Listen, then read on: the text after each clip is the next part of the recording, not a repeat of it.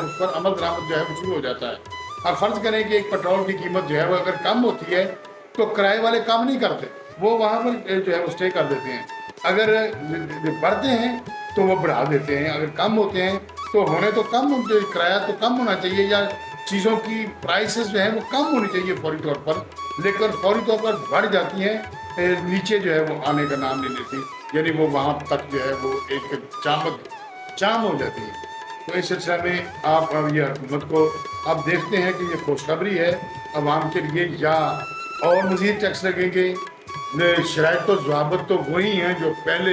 IMF ने जो है इतनी कहते हैं तरसाया और तड़पाया पाकिस्तान को $1 मिलियन देने के लिए, और हर शर्त जो है इन्होंने इस हुकूमत ने मंजूर करते हुए जो है